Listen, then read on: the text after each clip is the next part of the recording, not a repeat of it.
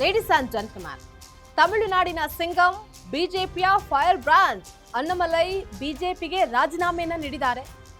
ನಾನು ರಾಜಕೀಯಕ್ಕೆ ಬಂದಿದ್ದೆ, ಅದರಲ್ಲೂ ಬಿಜೆಪಿ ಸೇರಿದ್ದೆ ಪ್ರಧಾನಿ ಮೋದಿಯ ಆಡಳಿತಕ್ಕೆ, ವರ್ಚಸ್ಸಿಗೆ ಮನಸೋತು ಅಂತ ಹೇಳಿದಂತಹ ಸಿಂಗಂ ಈಗ್ಯಾಕೋ ಸೈಲೆಂಟ್ ಆಗಿ ಅಧಿಕಾರವನ್ನ ನೀಡಿದಂತಹ ಪಕ್ಷವನ್ನೇ ತೊರೆದಿದ್ದಾರೆ. ಅಣ್ಣಾಮಲೈ ಈ ನಿರ್ಧಾರಕ್ಕೆ ಕಾರಣ ಏನು? ಇದಕ್ಕೆ ಬಿಜೆಪಿ ಒಪ್ಪುತ್ತಾ? ಏನಾಗ್ತಾ ಇದೆ ತಮಿಳುನಾಡು ಬಿಜೆಪಿಯ ಪಾಳೆಯದಲ್ಲಿ?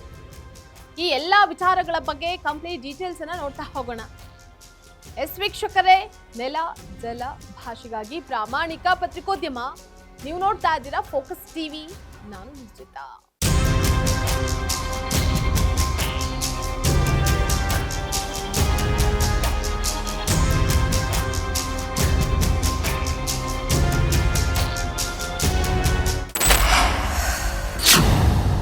ದೇಶದ ಅತ್ಯುನ್ನತ ಹುದ್ದೆಯಾದ IPS ಅನ್ನ ತೊರೆದು ಮೋದಿ ವರ್ಚಸ್ಸಿಗೆ ಮನಸೋತು ಬಿಜೆಪಿ ಸೇರಿದ ಅಣ್ಣಾಮಲೈ ಈಗ ಪಕ್ಷವನ್ನ ತೊರೆದು ಹೊಸ ಪಕ್ಷವನ್ನ ಕಟ್ಟುವಂತಹ ಸಿದ್ಧತೆ ನಡೆಸಿದ್ದಾರೆ ಅನ್ನುವಂತಹ ವದಂತಿಯೊಂದು ಹರಿದಾಡ್ತಾ ಇದೆ.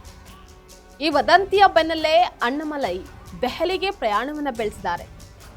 ಇವತ್ತು ಬಿಜೆಪಿಯ ರಾಷ್ಟ್ರೀಯ ಅಧ್ಯಕ್ಷ ನಿತಿನ್ ನಬೀನ್ ಅವರ ಜೊತೆಗೆ ಸಭೆ ನಡೆಸಿ ಅದಾದ ಬಳಿಕ ರಾಜೀನಾಮೆಯನ್ನ ಪ್ರಕಟಿಸಿದ್ದಾರೆ.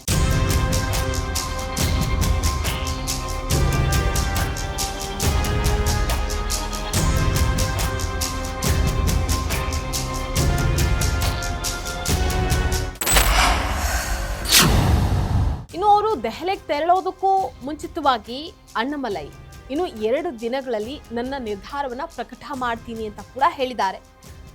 ಇಷ್ಟು ಖಡಾಖಂಡಿತವಾಗಿ ಹೇಳ್ತಾ ಇರೋದನ್ನ ನೋಡಿದ್ರೆ ಸದ್ಯಕ್ಕೆ ತಮಿಳುನಾಡು ಬಿಜೆಪಿಯಲ್ಲಿ ಮಹತ್ವದ ಬೆಳವಣಿಗೆಯೊಂದು ನಡೆಯುತ್ತೆ ಅನ್ನುವಂಥದ್ದು ಪಕ್ಕ ಅಂತ ಅನ್ಸುತ್ತೆ. ಬಟ್ ಈ ಸಂದರ್ಭದಲ್ಲಿ ಅಣ್ಣಾಮಲೈ ಇಂತಹ ನಿರ್ಧಾರವನ್ನ ತೆಗೆದುಕೊಳ್ಳೋದಕ್ಕಾದ್ರೂ ಕಾರಣ ಏನು ಅನ್ನುವಂಥದ್ರ ಬಗ್ಗೆ ಎಲ್ಲರ ಚಿತ್ತ ಹರಿತಾ ಇದೆ. ಬಿಜೆಪಿ ಅಣ್ಣಾಮಲೈಗೆ ಅಂದುಕೊಂಡಂತಹ ಸ್ಥಾನಮಾನವನ್ನ ನೀಡಿಲ್ವಾ?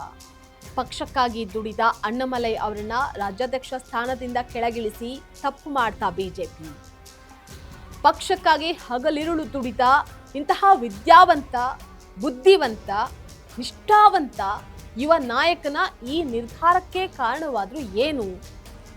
ಇನ್ನು ಅಣ್ಣಾಮಲೈ ಮುಂದಿನ ನಡೆ ಏನು ಅನ್ನುವಂತಹದ್ದು ಎಲ್ಲರನ್ನ ಮತ್ತಷ್ಟು ಕುತೂಹಲಕ್ಕೆ ಎಡೆ ಮಾಡಿಕೊಟ್ಟಿದೆ.